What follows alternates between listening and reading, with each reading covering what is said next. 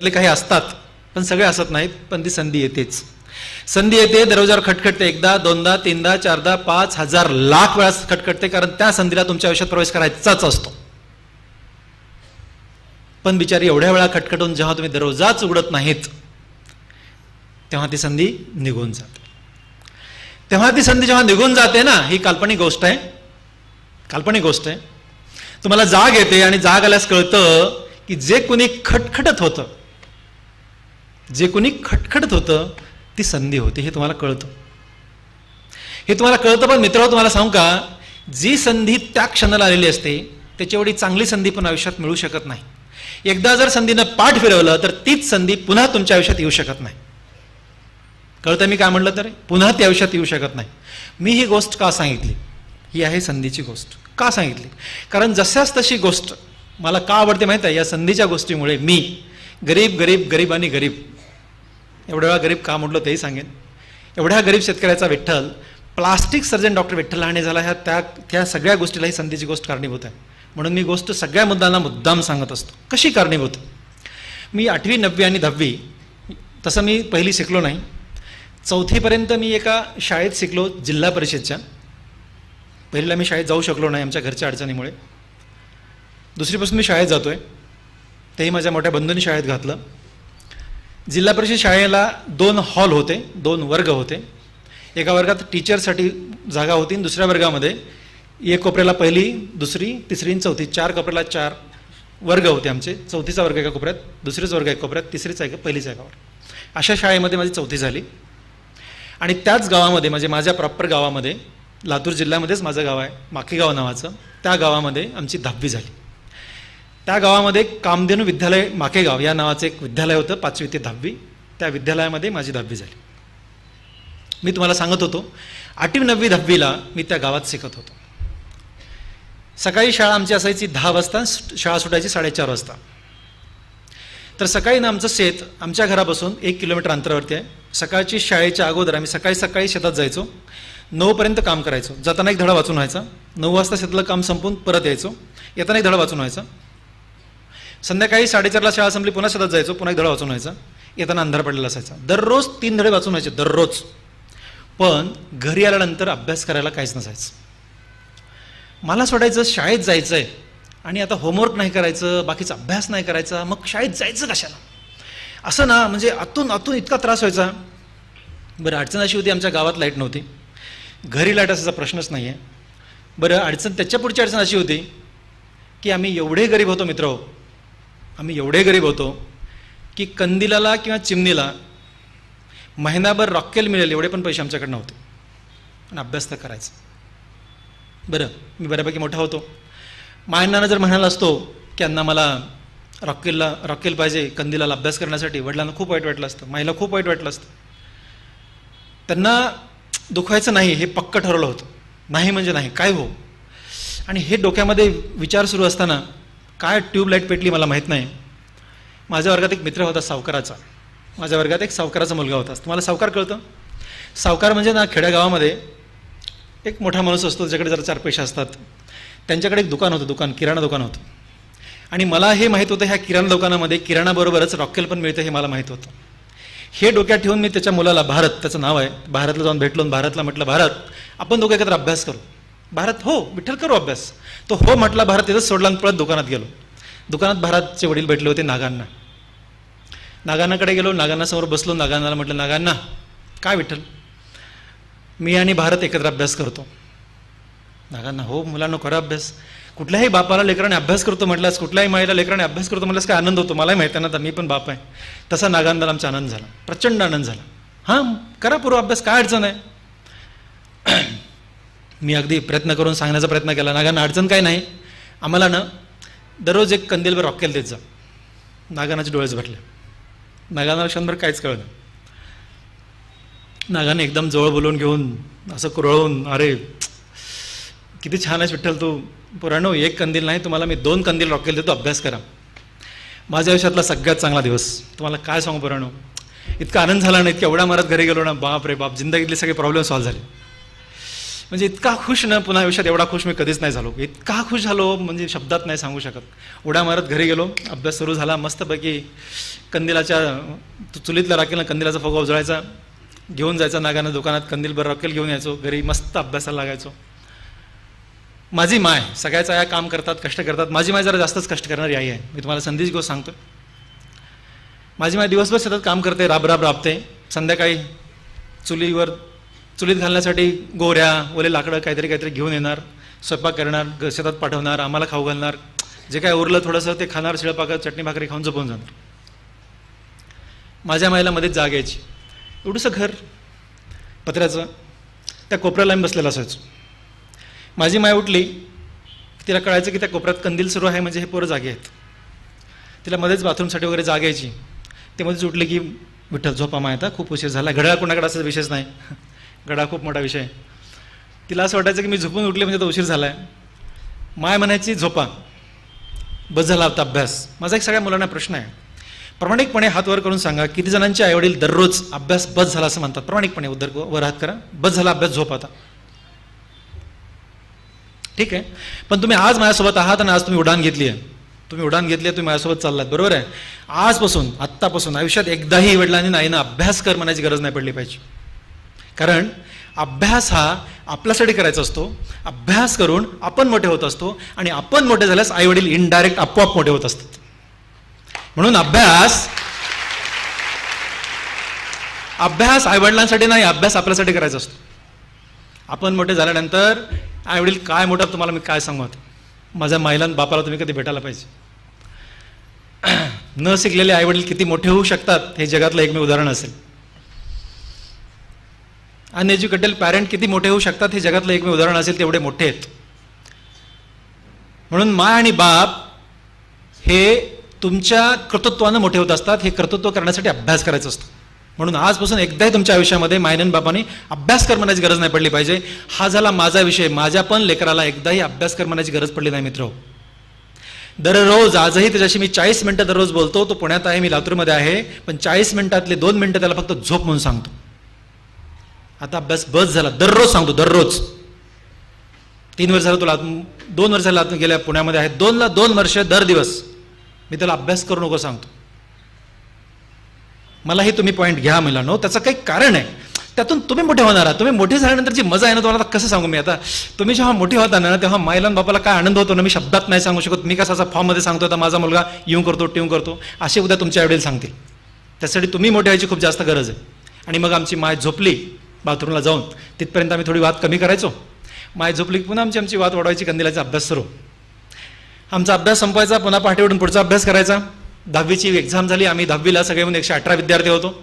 आमच्या गावात सेंटर नव्हतं. लातूर जिल्ह्यात एक चापोली नावाचं गाव आहे छोटं, त्या गावामध्ये आमचं सेंटर होतं. गाव फारच छोटं, सेंटर असेच काहीच कारण नाही आहे. त्या गावामध्ये आमची 10वीची एक्झाम झाली.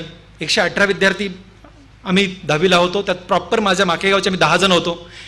मी 10वा, दुसरे 9 असे 10 जण आम्ही माकेगावचे प्रॉपर त्या शाळेमध्ये होतो. 13 गावचे मुलं त्या शाळेत येत होती. 10वीची एक्झाम झाली आणि माकेगावच्या 10 जणांपैकी 9 जण नापास झाले. 9 जण नापास झाले. एकच पास झाला, ती सांगायची गरज नाही, तो मी पास झालो. मी नुसता पास नाही मित्र, माझ्या केंद्रात मी पहिला आलो. आणि तेव्हा एक आयुष्यात आणखी एक चांगली घटना घडली. माझी 10वी झाली तेव्हा पद्मश्री डॉक्टर तात्याराव लहाणे हा माझा मोठा भाऊ, तेव्हा त्यांचं MS ऑप्थॅल्मॉलॉजी डोळ्याचा विभाग पूर्ण झाला आणि ते अंबेजोगाईला लेक्चर म्हणून जॉईन झाले. एक वेगळा टर्न आमच्या फॅमिलीला, कुटुंबाला बसला. आणि दादाने ठरवलं की विठ्ठल हुशार आहे, त्याला आता शाहू कॉलेजमध्ये घालायचं. आणि म्हणून मी 11वी-12वीमध्ये शाहूमध्ये राहिलो. मी मुद्दाम तुम्हाला सांगतोय की संधीची गोष्ट कशी कामाला आली. 11वी-12वीमध्ये घासून कळतंय मी हुशार नाही आहे म्हणून घासून. आता लेकर फार हुशार आहे तो सर, एकदा वाचल्याला पाठ होतं, आपल्याला एकदा वाचल्यास पाठ होत नाही, प्रामाणिकपणे सांगतो. घासून मिरिट आलो. तेव्हा ना 150 मुलं, मराठवाड्यामध्ये 150 मुलं, 8 जिल्ह्यात फक्त 150 मुलं मेडिकल लागायचे. एकही प्रायव्हेट मेडिकल कॉलेज नव्हतं. त्या 150 मध्ये मी होतो. आणि गव्हर्नमेंट मेडिकल कॉलेज औरंगाबादमध्ये माझा नंबर लागला. पण तेव्हा दादा अंबेजोगाईत होते आणि आमचा अख्खा कुटुंबाचा गाडा ह्या एकाच माणसाच्या पगारावर चालत होता सर्वच. त्याच्यामुळे दादाने ठरवलं की तेव्हा 2 बहिणी पण माझ्यासोबत होत्या शिकायला, की सगळेच लेकर एकत्र शिकावे, थोडा खर्च कमी होईल म्हणून दादाने ट्रान्सफर करून अंबेजोगाईला घेतला. मी अंबेजोगाईमध्ये जॉईन झालो MBBSला. आणि अंबेजोगाईमध्ये आम्ही फर्स्ट इयर संपलं. त्यातली 50 मुलं अंबेजोगाईला फक्त, त्यातली 20 नापास झाले, 30च राहिले. त्या 30मध्ये मी होतो. आणि पुन्हा काय असतं माहिती आहे का, सेकंड इयर नंतर बॅच पडतात. बॅच म्हणजे 15-15 मुलाची एक बॅच. त्या बॅच 15 मधला मी एका बॅचमध्ये, दुसरी म्हणजे दुसऱ्या बॅचमध्ये. असे अडचण काय झाली की वर्गामध्ये सगळे लोक डॉक्टर आले एकदा शिकवायला, की त्या बॅच 15ची एवढीच मुलं ना, 15 मुलं म्हणजे. सगळ्यात पहिला प्रश्न मला विचारायचे. मी तुम्हाला सांगितलं की मी हुशार नाही, प्रामाणिकपणे नाही हुशार. मी प्रामाणिकपणे सांगतो मी हुशार नाही आहे, पण मी कष्टकरी आहे, मी हुशार नाही. पहिला प्रश्न मला विचारायचे, कारण विठ्ठल लहाने, तात्याराव लहानेचा भाऊ, तो तिथे एका डिपार्टमेंटचा बॉस, त्याचा मी भाऊ. सांग विठ्ठलला काहीच यायचं नाही. एकदा नाही आलं, दोनदा नाही आलं, मग जरा टीचर रागवायला लागले. मग 4-5 वेळा मला नाही आलं की ते दादांना सांगायचे. आमचे दादा अत्यंत रागीट, कडक स्वभावाचा माणूस. तेव्हा तर सोडून द्या, आज एवढ्या वर्षानंतर, एवढे वर्ष मी प्रॅक्टिस करतोय प्लास्टिक सर्जन म्हणून, ओके, तरी पण दादांच्या समोर उभा राहून आजही बोलायची हिंमत नाही. मी असं बोलतो. एवढी त्या अतिरिक्त भीती आहे ती, कारण आईवडिलांनी जन्म घातला आणि पूर्ण शिक्षण त्या माणसाच्या घरात माझं झालं. जे काय आज मी घडलोय, तुमच्यासमोर उभा आहे, फक्त त्या माणसांमुळे आहे. डॉक्टर पद्मश्री तात्याराव लहानेंमुळे मी आहे. त्याच्यामुळे दादांची प्रचंड अतिरिक्त भीती होती. मग हे डॉक्टर दादांना सांगायचे विठ्ठलला काहीच येत नाही. मग दादा असे रागीट ना. दादा पण वहिनी प्रचंड लाड करायच्या, खूप लाड करायच्या वहिनी.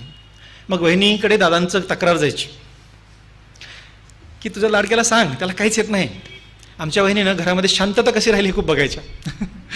हे दादांचा राग गेला 8-10 दिवसानंतर मला सांगायच्या की ते असं म्हणत होते तुम्हाला काहीतरी येत नाही. ते असं म्हणत होते, ते म्हणजे दादा असं म्हणत होते की तुम्हाला काहीतरी येत नाही. मला ना तुम्हाला सांगतो मित्र, त्या बंदुकीच्या गोळ्या कशा लागतात, बंदुकीच्या गोळ्या, तो माइल्ड एकदम मऊ शब्द वहिनींचा इतका लागायचा. कारण मला येत नाही हे ह्या टीचरकडनं दादांकडे गेलं, दादांकडनं वहिनीकडे गेलं, आणि वहिनीकडनं माझ्याकडे आलं. इतका त्रास झाला मला, इतका त्रास झाला. मग मी ठरवलं काहीतरी करायला पाहिजे. माझ्या वर्गामध्ये एक हुशार विद्यार्थी होता, राजू नाईक नावाचा. हुशार म्हणजे सगळे उत्तर द्यायचं क्लासमधले सगळे. मग आता तो मित्र होता माझा. मी त्याला म्हणालो, राजू आज तू काय वाचणार आहेस, टॉपिक कुठला वाचणार आहेस? राजून सांगितलं विठ्ठल हा टॉपिक मी वाचणार आहे. ठीक आहे. मी पण तोच टॉपिक घेतला, तेच पुस्तक घेतलं, मी लायब्ररीत गेलो त्याच्यासोबत. आमचा राजू आहे ना, माझ्या मानेकडे बघा असं वाचायचा, मान हलवून. म्हणून मी त्याच्या ऑपोजिट बसलो, कारण त्या मानेकडे बघत मला पण वाचायचं. राजूकडे बघत बघत मी पण टॉपिक वाचला. त्याची मान जशी हलली तशी मी पण हलवली. टॉपिक वाचून झाला. दुसऱ्या दिवशी वर्गात गेलो. वर्गामध्ये पुन्हा प्रश्न विचार सुरू केले. मला विचारलं, माझ्या पण नंबर आला, मला आलं नाही उत्तर. राजूने सगळं उत्तर दिली. आता काही खरं नाही बस, मला एक पण उत्तर आलं नाही, प्रामाणिकपणे एक पण उत्तर आलं. आता काहीतरी करायला पाहिजे, आपलं चुका लागलं काहीतरी. मी काय ठरवलं बघा, मी असं ठरवलं, शेतकऱ्याचा मुलगा आहे मी, उन्हामध्ये शेतात आपलं काम करायची तयारी आहे. इथे छताखाली बसून पुस्तकं पाठ करायला काय हरकत आहे? पुस्तकच पाठ करायला काय हरकत आहे? आता बघा, मेडिकलच्या शेवटच्या वर्षाची पुस्तकं, एका विषयाची पुस्तकं एका माणसाला उचलत नाहीत. अशी 7 विषय, 14 प्रॅक्टिकल हे धरून 14. आणि मी ठरवलं की हे 14ला 14 विषय पुस्तकच पाठ करायची. जरा अवघड विषय होता, पण ना म्हणजे एकदा ठरवलं म्हणजे ठरवलं. आणि मित्रांनो तुम्हाला सांगतो का, रूममध्ये माझ्या फॅन होता. त्या फॅनच्या बाजूला एक छिद्र होतं. त्या छिद्राकडे कॉन्सन्ट्रेट करत धडा वाचायचा, पडायचं, पूर्ण रिवाइंड करायचा, जिथं चुकलं परत उचलायचा, परत शब्द वाचायचा, परत रिवाइंड करायचा त्याला बघत. 100 धडे वाचून झाल्यानंतर पहिला धडा आधी सुरू करायचा, 100 पूर्ण संपादित, पुन्हा 101 वाचायचा. माझी पद्धत होती. पहिला धडा वाचला, दुसरा सुरू करताना पहिला परत एकदा, 10वा सुरू करताना पहिला, दुसरा, तिसरा, 10 पूर्ण, पुन्हा तो. असं करत करत करत करत करत करत MBBSची शेवटच्या वर्षाची सगळी पुस्तकं तोंडपाठ केली. MBBSची युनिव्हर्सिटीची एक्झाम झाली. आणि सगळ्या 14ला 14 विषयातली गोल्ड मेडल विठ्ठलाला मिळाली. 14ला 14 विषयातली, माहिती तुम्हाला. आणि आमचा राजू 1, 2, 3 नाही 100 मार्कांनी मागे. तुमच्यातला कोणीही पुढच्या बॅचला कधी गव्हर्नमेंट मेडिकल कॉलेज आंबेजोगाई लागला ना, त्याला माझं चॅलेंज आहे की त्या डीन ऑफिसमध्ये एकाच माणसाची नाव आहे ज्याच्यावर 14 गोल्ड मेडल आहेत, एकाच माणसाची नावं. ते रेकॉर्ड कोणीतरी तोडा, त्याला खूप मोठं बक्षीस मी देणार आहे. मला तो एक पॉईंट तुम्हाला सांगायचा मित्र, ठरवलं ना, इम्पॉसिबल असं काहीच नाही आहे. ठरवलं ना, एकदा ठरवलं ना करायचं, आपण ते असं सळ झालं पाहिजे. करायचंच असं झालं पाहिजे, मग ते बरोबर होतं. आणि एक शोध लागला. काय शोध लागला माहिती आहे? की पुस्तकं पाठ केल्यास माणूस हुशार होतो. शोध लागला की पुस्तकं पाठ केल्यास माणूस हुशार होतो. तुम्हाला आता कसं आहे की छोटं उदाहरण सांगतो, 5 मिनिटं माझ्याकडे आहेत. एक छोटं उदाहरण सांगतो. आमच्याकडे कसं असतं ना, MBBS झालं की इंटर्नशिप नावाची गोष्ट असते. इंटर्नशिप म्हणजे तुम्हाला 2-2 महिने पोस्टिंग करायची असते. मेडिसिनला 2 महिने, सर्जरीला 2 महिने, डोळ्याच्या विभागाला 15 दिवस वगैरे वगैरे अशी पोस्टिंग असते. रोटेटरी पोस्टिंग असते. तर मेडिसिनमध्ये ना डॉक्टर ND कुलकर्णी नावाचे एक अत्यंत रिस्पेक्टेड टीचर होते, डॉक्टर ND कुलकर्णी. त्यांना असा जाड जाड भेंगाचा चष्मा होता. त्या चष्म्यातून असे बघायचे ना ते असे की समोरचा माणूस जळालाच पाहिजे. एकदम काडीकडा होते ते, अशी इतकी काडी होती, पण अशी भीती वाटायची माणसं तुम्हाला काय सांगून काय नाही. त्या युनिटला मी जॉईन झालो. असंही मेडिकलमध्ये जरा शिक्षकाची खूप भीती जास्तच वाटते. मी जॉईन झालो आणि मग तिथं नियम कसा असतो की इंटर्नचा मुलगा, इंटर्नशिप करणारा म्हणजे त्या डिपार्टमेंटचा सगळ्यात ज्युनियर असतो. कारण त्याच्यात कसं असतं, professor, assistant professor, lecturer, resident आणि पुन्हा हा इंटर्न, म्हणजे ही श्रृंखला सगळ्यात ज्युनियर. मी जॉईन झालं, मी काय करायचं असतं, बॉस आले कुठून टाकायचं, बसमध्ये तर बसायचं, बॉस सांगते ते लिहायचं, असं माझ्याकडे काम होतं. बॉस आले, बसले आणि आमची ओपीडी सुरू झाली. मी उभा राहतो ओपीडीमध्ये उभा राहिला होतो. बॉस सांगत होते, मी लिहित होतो. एक पेशंट आहे ना, गव्हर्नमेंट मेडिकल कॉलेजमध्ये कसं असतं की सर्जरीचा ज्याला सर्जरीचा आजार आहे तो सर्जरी विभागाला जातो, ज्याला मेडिसिनचा आजार आहे तो मेडिसिनला जातो, डोळ्याला जातो, असं तिथं विभागणी केलेली असते. त्यासाठी एक माणूस असतो. एक सर्जरीचा पेशंट आमच्याकडे येत होता, आमच्या म्हणजे मेडिसिनला येत होता. मी पाहिला असा एक पेशंट यायला लागलाय.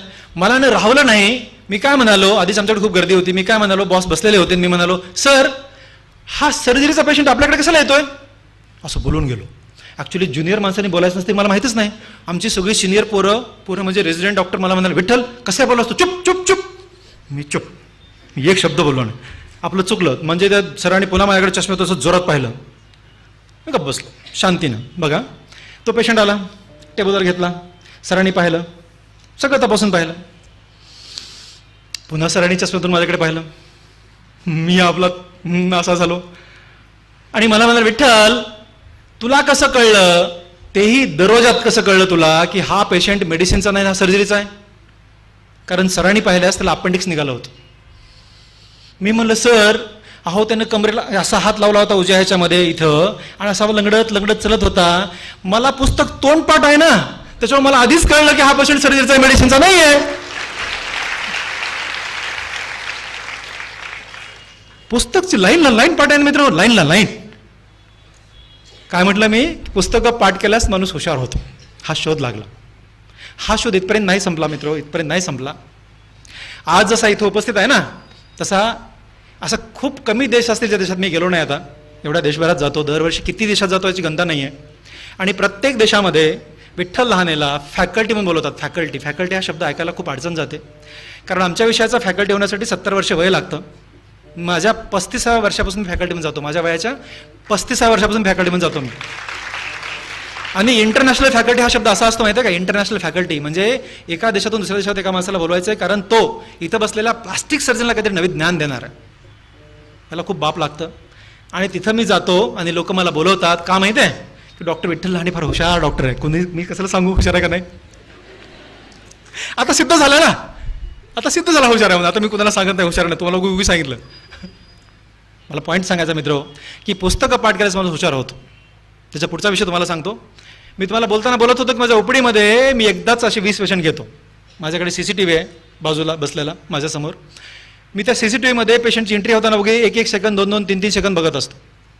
कधी समोर सरळ बघतो एंट्री होताना.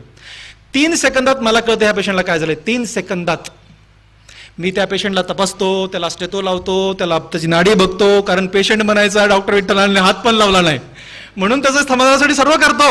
पण मला पहिल्या 3 सेकंदात माहित असतं दररोजातच की या पेशंटला काय झालंय. पुस्तकं पाठ केल्यास माणूस हुशार होतो.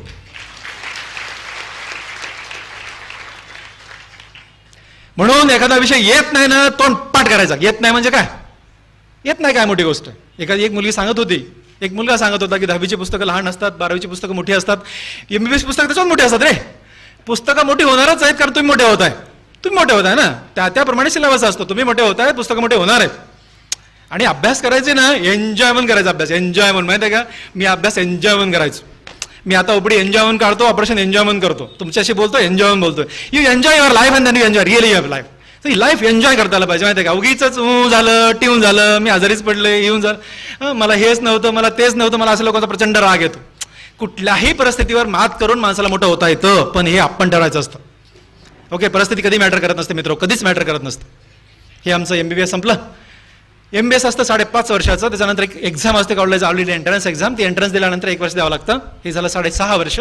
त्याच्यानंतर मला MS जनरल सर्जरी करायचं होतं, दादांची इच्छा होती, मी केलं होते गव्हर्नमेंट मेडिकल कॉलेज औरंगाबादमध्ये 3 वर्ष. MS जनरल सर्जरी केल्यानंतर आता पुष्कळ झाला असं मला वाटलं, पण दादा म्हटले नाही, मी त्याच्या पुढे शिकलो नाही, आपल्या देशातली सगळ्यात मोठी डिग्री तू घेतली पाहिजे अशी माझी इच्छा विठ्ठल. त्याच्या पुढची एक्झाम द्यायची. त्याच्या पुढची एक्झाम दिली मित्र, पुन्हा all India entrance examination. MS general surgery pass झाल्यानंतर तुम्हाला तुमच्या गावात, तुमच्या तालुक्यात, तुमच्या जिल्ह्यात एक पण माणूस या डिग्रीचा नाही, एक पण. ओके, जिल्ह्यात तुमच्या एक पण माणूस या डिग्रीचा नाही आहे, मी सांगतोय तुम्हाला. आणि त्याने सांगितलं की MCH ही मॅजिस्टर ऑफ चिरुर्गी या नावाची डिग्री असते, MCH. ओके, तीच घेतली प्लास्टिक सर्जरीमध्ये मी. कुठं? JJ हॉस्पिटल मुंबईला डिग्री घेतली. ही दादांची इच्छा होती. आणि हे सर्व प्रवास करण्यासाठी 12वी नंतर 15 वर्ष दररोज घासत होतो, पण एकदाही थकलो नाही. एकदाही, आजही थकलो नाही आहे, बिलकुल थकलो नाही, अजिबात नाही. माझी बायको मला म्हणते की तू स्टुडंट असतानाच कमी काम करायचं, तर जास्त काम करतोस. कारण I enjoy my working. Okay, प्रामाणिकपणे इमानदारीने काम करायची जी मजा आहे ना, तुम्हाला मी शब्दात नाही सांगू शकत. सकाळपासून संध्याकाळपर्यंत आपलं काम. तुमच्या विषयातली प्रामाणिकपणा, इमानदारी तुमचा अभ्यास आहे. माझ्या विषयातली प्रामाणिकपणे, इमानदारी माझे पेशंट आहेत. हे जर ज्याला कळतं ना, तो माणूस जगात कधीच खाली येऊ शकत नाही. मित्र, तुम्ही लक्षात ठेवा मी काय म्हणतो ते. MCH प्लास्टिक सर्जरी डिग्री घेतली आणि दाबर सर काय म्हटलं ह्याविषयी मी तुम्हाला सांगितलं. आणि मी लातूरमध्ये प्रॅक्टिससाठी आलो. 2 कारण ते मी तुम्हाला सांगून झाले. आणि पहिल्याच दिवशी मी 5 एप्रिल 2000 या दिवशी 5 एप्रिल 2000 या दिवशी मी लातूरमध्ये आलो. या गेल्या 5 एप्रिलला मला 17 वर्षी पूर्ण झाली. प्रॅक्टिससाठी लातूरमध्ये आलो. आणि 21 मे 2000 या दिवशी मी हॉस्पिटल सुरू केलं. 21 मे 2000ला माझं हॉस्पिटल सुरू झालं, छोटंसं भाड्यानं. तुम्हाला सांगतो मी आता, हॉस्पिटल सुरू करण्यासाठी मला एक भाड्याची जागा पाहिजे होती, कोणी द्यायला तयार नाही आहे. दादांच्या ओळखीने कसं तरी जागा घेतली. मी एका बँकेत गेलो, मला कर्ज पाहिजे होतं 3,06,000 माझ्या इन्स्ट्रुमेंटसाठी. लातूरमधल्या सगळ्या बँकात गेलो मी, सगळ्या नॅशनल बँकामध्ये 10, 12, 15, 20 बँकात गेलो आणि सगळ्याला विनंती केली की मला कर्ज द्या. मला प्रत्येक बँकेच्या मॅनेजरने एक प्रश्न विचारला की तुमच्याकडे पॅरलल प्रॉपर्टी मॉर्गेज करण्यासाठी काय? म्हणलं 1 रुपया पण नाही आहे. गाडी आहे का? गाडी? अरे विठ्ठल, हा समोर उभा आहे. या माणसाकडे ही डिग्री आहे मित्र, ही डिग्री आहे की जी डिग्री आपल्या लातूरमध्ये कुणाकडेच नाही आहे. अशी डिग्री घेऊन मी लातूरमध्ये आलोय. या डिग्रीला देशात नाही परदेशामध्ये लोक उठून नमस्कार घालतात. अशी डिग्री घेऊन आलोय, तुम्हाला कर्ज देत नाहीत असं एका मी मॅनेजरला म्हणालो राग. तो मॅनेजर शांतपणे, तुमच्या डिग्रीचा मी आदर करतो, कदर करतो, रिस्पेक्ट करतो डॉक्टर साहेब, पण बँकेच्या नियमाप्रमाणे तुम्हाला आम्ही कर्ज देऊ शकत नाही, कारण आम्हाला काहीतरी मॉर्गेज पॅरलल प्रॉपर्टी पाहिजे. आणि मित्र, मला कर्ज नाही मिळालं. आयुष्यामध्ये मी गरीब होतो याचं कधी वाईट नाही वाटलं, कधीच नाही वाईट वाटलं, पण त्या दिवशी वाईट वाटलं. कधीच मी गरिबीसाठी रडलो नाही. गरिबी ही माझी शक्ती होती, ती आजही आहे, उद्या राहणार आहे. पण त्या दिवशी मात्र संध्याकाळी मी रडलो. दादांना फोन केला, खूप वाईट वाटलं. दादा म्हणून मला कर्जच मिळत नाही आहे. आणि क्षणभर भावूक झालो. दादा म्हटले, डोंट वरी विठ्ठल. दादांकडे काय नव्हतं, इमानदारीनं नोकरी करणारा माणूस, 7,500 रुपये पगार, अख्खं कुटुंब भागवणार, काय मिळणार आहे? त्याने एका त्याच्या मित्राला फोन केला आणि त्याच्या मित्राचा भाऊ लातूरमध्ये राहतो, तो मला शोधत आला आणि त्यांनी त्याची 16 एकर जमीन मला लिहून दिली आणि एका कोऑपरेटिव्ह बँकेतून आम्हाला कर्ज मिळालं. त्या बिचाराच्या मी आयुष्यात कधी उपकार नाही विसरणार. आणि माझी प्रॅक्टिस सुरू झाली मित्र. मी तुम्हाला सांगतो, त्याच्यानंतर मी खूप जास्त कामाला सुरू झालं, वेड्यासारखं, खूप वेड्यासारखं काम सुरू झालं. 2004 मध्ये मी दुसरं हॉस्पिटल बांधलं. 24 ऑक्टोबर 2004ला उद्घाटन केलं मी. जागा पुरवणा म्हणून मी 3रं हॉस्पिटल बांधलं. 27 ऑक्टोबर 2013 मध्ये त्याचं उद्घाटन केलं मायांनाच्या हाताने. आणि जेव्हा मी 3रं हॉस्पिटल बांधत होतो, 3रं बघा, लोकांना कळलं डॉक्टर विठ्ठल आणि 3रं हॉस्पिटल बांधतायत. लातूरमधल्या सगळ्याच बँकेचे मॅनेजर माझ्याकडे आले होते, सगळ्याच बँकेचे माझ्याकडे आले होते, आमचं कर्ज घ्या, आमचं कर्ज घ्या, आमचं कर्ज घ्या. मी विचार करत होतो, मी मला चिमटा घेऊन पाहिलं होतं की ह्या सगळ्या मॅनेजरकडे मी गेलो होतो, मला कोणीच कर्ज दिलं नव्हतं. आज एक ना एक मॅनेजर माझ्या घरी आला आणि मला कर्ज घ्या म्हणतोय. बँकेत यायची गरज नाही, तुमच्या सह्या मी इथंच घेतो, आमचं कर्ज घ्या साहेब, आमचं कर्ज घ्या. परिस्थिती बदलता येते मित्र. परिस्थिती बदलण्यासाठी ना स्वतःची प्रामाणिक हिंमत कामाला लागते.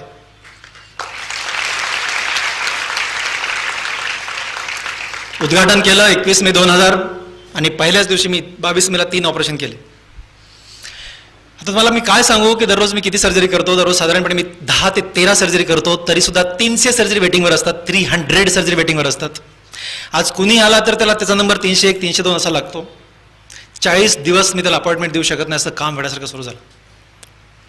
एवढं जरी काम करतो ना, एक सुट्टी घेतो आणि त्या सुट्टीचं नाव आहे मायांदांची सुट्टी. एक सुट्टी घेतो, त्या सुट्टीचं नाव आहे मायांदांची सुट्टी, रविवारची सुट्टी. रविवारी पूर्णपणे सुट्टी घेतो.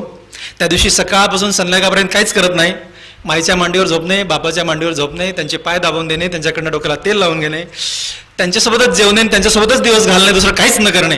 मी डॉक्टर आहे, इमर्जन्सी आल्यास मी ऑफकोर्स जातो. इमर्जन्सी प्रदेशात गेल्यास काही संडे बुडतात नाही असं नाही, पण 90% संडे त्याच्यासोबत असतो. मग असंच एक संडे मायांनासोबत घालण्यासाठी मी माकेवाला निघालो. बघा संधीची गोष्ट. आता 2 प्रश्न आहेत. मी संधीची गोष्ट नाही सोडलेली तुम्हाला. 2 प्रश्न आता आहेत. मी माकेवाला निघालो. ही जी 9-10 आम्ही जण होतो त्यातली 9 नापास झाली. ह्या 9 जण जे नापास झालेत ना, त्यांची परिस्थिती विठ्ठल लहाने जेव्हा 9वी 8वी 9वी 10वीला होता तेव्हा जी माझी परिस्थिती होती त्याच्यामुळे वाईट परिस्थिती या लोकांची झाली आता. आणि त्यातला एक मित्र माझा नामदेव नावाचा, त्याचं घर आहे कोटा. कोटा किती पुराणा कळतो मला नाही, पळसाच्या पानाने शिवलेल्या झोपडीला कोटा असं म्हणतात. ते कोटा ज्या रस्त्याने माझी गाडी जाते रस्त्यावरचा कोटा आहे, त्याचं घर आहे, ते झोपडी आहे. आमचा नामदेव त्या कोटातून बाहेर आला, माझी गाडी जात होती, तो गाडी समोर आला, विठ्ठल विठ्ठल गाडी थांबव. बघा मी इथे किती कामाला डॉक्टर असत नाही, माके गावासाठी माझ्या गावासाठी विठ्ठल आहे. मला कोणीही काम सांगतं, मला काही काम सांगतं, मी करत असतो, आनंदाने करत असतो. मी खाली उतरलो गाडीतून. काय रे नामदेव काय झालं? नामदेवच्या हातामध्ये 3 लेकरं होते, 2 मुली 1 मुलगा. नामदेव माझ्याकडे बघत नाहीये, माझा वर्गमित्र माझ्याकडे बघत नाहीये. तो त्या मुलीकडे बघून तिला म्हणतोय, म्हणजे नामदेव काय अडचण आहे, तरी माझ्याकडे बघत नाही. त्याच्या मुलीकडे साधारणपणे 8वीला मुलगी असेल, पूजा तिचं नाव, तिच्याकडे बघून तिला म्हणते, पूजा तुला माहिती आहे हे कोण आहेत ते? माझ्याकडे बोट दाखवून. पूजा म्हणते, हो माहिती आहेत की हे डॉक्टर विठ्ठल लहाने आहेत, दररोज यांच्या पेपरला फोटो बघते म्हणे मी, हे डॉक्टर विठ्ठल लहाने आहेत. हे डॉक्टर विठ्ठल लहाने आहेत असं ती मुलगी म्हणते ना, आमचा नामदेव रडायला लागतो. मला क्षणभर कळत नाही काय झालं काय नामदेव, काय झालं रे, मी खूप सिरियस झालो. तरी नामदेव मला बोलत नाही. नामदेव पुन्हा त्या मुलीकडे बघून पूजाकडे बघून म्हणतो, पूजा एकदम लहान आवाजात, पूजा तुला माहित नाही ग, हे डॉक्टर विठ्ठल लहाने आहेत ना, हे माझे वर्गमित्र आहेत. बघा इतका सीन आवाज झाला त्याचा, एकदम त्याचा आवाज असा मध्ये गेला आणि म्हणतोय, तुला माहित नाही हे डॉक्टर विठ्ठल लहाने माझे वर्गमित्र आहेत. त्याच्या पुढे जाऊन तो सांगतो की पूजा विठ्ठल आणि मी एकाच बेंचवर बसायचो. आम्हाला 10वी पर्यंत बसायला बेंच नव्हते, पण 10वीला बेंच होते. एका बेंचवर 5 मुलं बसायचे, त्याच्यात आम्ही 5 जणांपैकी 2 मी असं तो आठवण करून सांगतो. त्याच्या पुढे जाऊन तो सांगतो की विठ्ठल आणि मी एकाच टोपल्याखालच्या भाकरी खायचो. तुम्हाला कळतं का न कळतं मला माहित नाही, एकाच टोपल्याखालच्या भाकरी खायचो. आमच्या घराला दरवाजा नव्हता. माझी माय त्या पत्र्याच्या घरामध्ये मोठ्या टोपल्याखाली भाकरी ठेवून जायची दुपारची आमच्या. त्याला मी घंगाळ टोपलं म्हणायचं. आजही टोपला मी मुद्दाम ठेवलंय. त्याच्यावर एक मोठा दगड ठेवायची, कुत्र्या मांजरांनी काढू नये म्हणून, आणि शेताला जायची. नामदेव शेजार राहायचा. मग दुपारी आम्ही जेवायला बसलो की नामदेव पण जेवायला जॉईन व्हायचं. ती नामदेव तिला आठवण सांगतो, विठ्ठल माझा वर्गमित्र आहे, विठ्ठल आणि मी एकाच डेस्कवर बसायचो, एकाच बेंचवर बसायचो, एकाच टोपल्याखालच्या भाकरी खायचो. पूजा विठ्ठल नेहमी म्हणायचा, ग नामदेव अभ्यास कर रे. मला नाही कळलं, जाऊ दे, मला सोडून दे, तू माझ्याकडे बघू नको, पण डॉक्टर विठ्ठल लहानेकडे बघून मोठा माणूस हो. प्रश्न नंबर 1, मुलांनी पटकन सांगायचा. पहिला प्रश्न, आमच्या नामदेवचं काय चुकलं? पटकन सांगायचं. माझं पाणी पिवण्याच्या आधी सांगायचं, कारण पुढचे 2च मिनिटं मला बोलायचं आता. लवकर. येस, हां सांग मुली, हां तू सांग. काय म्हटली? Okay, good, very good. दुसरा मुलगा, बस बेटा, थँक्यू. एक मुलं हुशार नाही का तुमच्याकडची?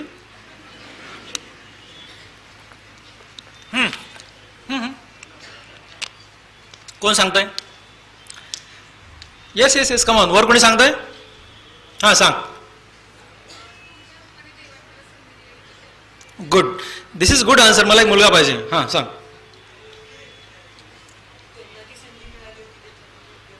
गुड. याचं उत्तर खूप छान दिली, तुमची मुलं हुशार आहेत. याचं उत्तर मी तुम्हाला सांगतो.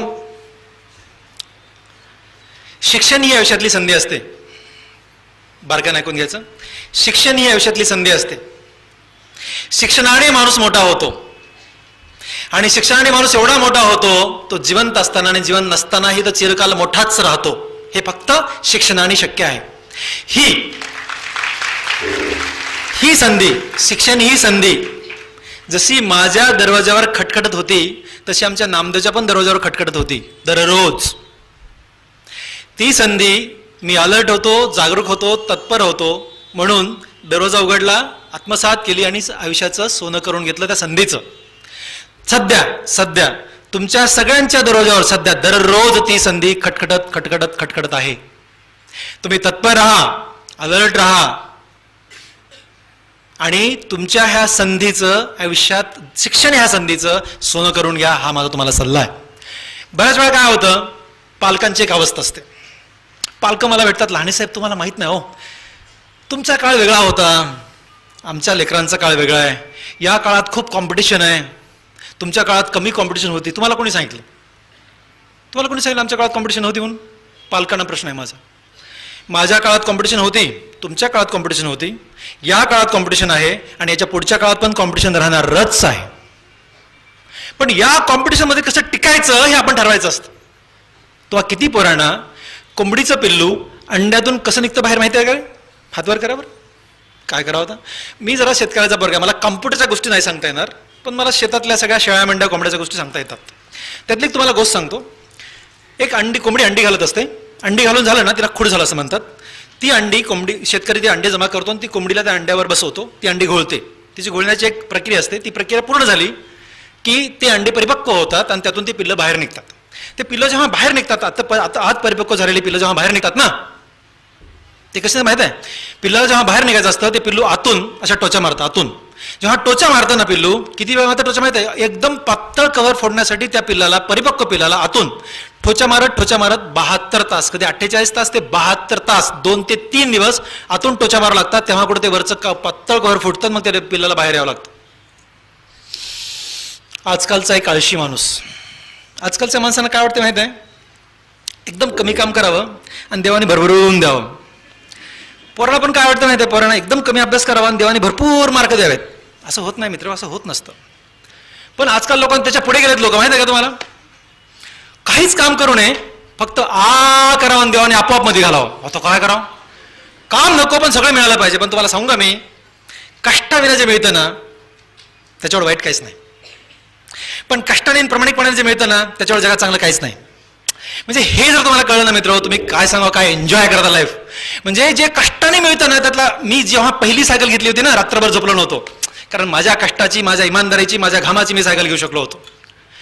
तुम्हाला सांगतो ना, याच्यामध्ये जे खरं जगणं आहे ना, ते जगणं असंच मिळण्या गोष्टीत नाहीच आहे आणि ते टिकतच नसतं. झगमगाट हा टिकत नसतो, कष्टाने इमानदारीने कमावला झगमगाट टिकतो. पण आजकालचा एक आळशी माणूस त्या पिल्लाकडे बघतो तो म्हणतो, यार एवढंसा पातळ कव्हर फोडण्यासाठी या पिल्लाला 72 तास ठोक्या मारायच्या. आळशी माणूस. No, this is not fair, हे योग्य नाही असं म्हणतो. तेवढ्यात दुसरं पिल्लू आतून ठोक्या मारताना पिल्लू कसं कळतं माहिती आहे? ते अंडा असं गोळगोळ फिरत असतं, ते कळतं त्याला की ठोक्या मारायला सुरू केलं. त्याने 2-4 ठोक्या मारल्या, त्या अंड्याला हातात घेतो आणि त्याला म्हणतो, नो, तुला मी एवढे कष्ट करू देणार नाही. वरतून ठोकी मारतो, टाक म्हणजे ठोकी मारली आणि कव्हर फोडतो. त्या पिल्लाला म्हणतो, ये बाहेर, कम. ते पिल्लू बाहेर येतं. ते पिल्लू बाहेर आल्यानंतर ह्या आळशी माणसाला एवढा आनंद होतो की या पिल्लाला मी काहीही कष्ट न करू देता बाहेर काढलं. पण तुम्हाला माहित असावं की पुढे त्या पिल्लाचं काय होतं माहिती आहे तुम्हाला? कोणाला? पुढच्या 2 तासात ते पिल्लू मरून जातं. का माहिती आहे? त्याचं कारण असं आहे की त्या अंड्याच्या कव्हरच्या आतलं वातावरण आणि अंड्याच्या कव्हरच्या बाहेरचं वातावरण, ह्या बाहेरच्या वातावरणात जगण्यासाठी त्याला तेवढ्या 72 तास जेव्हा तो ठोक्या मारतो तेव्हाच त्याची बॉडी एवढी स्ट्रॉंग होते, एवढी मजबूत होते. त्या 72 तास ठोक्या मारल्यानंतर आणि तेव्हाच ते पिल्लू या वातावरणात जगू शकतं. तद्वतच तुम्हाला जर या वातावरणात जगायचंय, ह्या कॉम्पिटिशन युगात जगायचंय, या कॉम्पिटिशन युगात आकाशाला गवसणी घालायची आहे, तर ठोक्या मारा, ठोक्या. आणि पालकांना सांगतो, तुम्ही आवरून ठोकी नका मारू, पोरांना कष्ट करू द्या. कष्टाने ऊर्जा मिळते. लेकरांनो, तुम्ही लक्षात घ्या मी काय म्हणतो. मी म्हणालो की मी गरीबाचा मुलगा आहे, मी म्हणालो तुम्हाला, आणि मी गरीबाचा आहे या भीतीनं, शेतात काम करावं लागेल या भीतीनं मी कष्ट केले, अभ्यास केला, 100% सत्य आहे. माझा मुलगा गरीबाचा मुलगा नाहीये. त्रिकालवादी सत्य आहे. माझा मुलगा डॉक्टर विठ्ठल लहाने प्लास्टिक सर्जनचा मुलगा आहे. पण त्याला आम्ही एकच शिकवलं, एकच बाळकडू पाजलं, कष्ट करायचे असतात आणि ते इमानदारीने प्रामाणिकपणे कष्ट करायचे असतात, आणि त्यात आम्ही यशस्वी झालो. हे काम तुम्ही सगळेजण पालक करा. लेकरांना कष्ट करू द्या मित्रांनो, लेकरांना कष्ट करू द्या. कारण कष्टाने जे मिळतं ना, तुम्हाला कसं सांगू मी आता, कष्ट करायला लेकरू एक पण वाया जात नाही आयुष्यामध्ये, एक पण वाया जात नाही, एकही वाईट सवय लागत नाही. मी लिहून देतो, बॉन्ड पेपर लिहून देतो. पण हे तुम्हाला कळावं, पालकांना कळावं, अशी माझी पालकांना विनंती आहे. लेकरांना खूप अभ्यास झाला असं एकदा पण म्हणू नका. आणि शेवटचा पॅरा, अण्णांना माईला भेटा. आयुष्यामध्ये मी पण काही त्यांना घेऊन येईन आणि तुम्हाला भेटवेन, पक्का भेटवेन, प्रॉमिस. माझ्या तुम्हाला मी पक्का भेटवेन. एवढ्यासाठी माझ्या अण्णांना भेटा की अण्णांना बघा. माझी अण्णा एकदम आमचे पातळ आहेत. पण अण्णा असे चालतात की अण्णांना वाटतं की त्यांची छाती हत्ती एवढी मोठी आहे, असे चालतात. तोऱ्यात चालतं माझा बाप, तोऱ्यात पटका बांधतात, धोती घालतात, पांढरे शर्ट. गरीब माणूस आहे, शेतकरी माणूस आहे, पण अण्णांचा तोरा चालताना बघायला पाहिजे. माहित आहे का हा तोरा त्यांच्यात तयार झाला? लेकरं चांगले निघाले ना, आईवडिलांना आजारच होत नाहीत, म्हणून त्या दोघांना कुठला आजार नाही झालेला. अण्णांना एवढ्यासाठी भेटा, आमच्या अण्णा हवेत चालतात. हवेत तुम्ही कधी हवेत चालताना पाहिलंय माणसाला? म्हणूनच अण्णांना भेटा. आमच्या अण्णा हवेत चालतात. आमच्या अण्णा दिवशी हवेत चालले होते. हवेत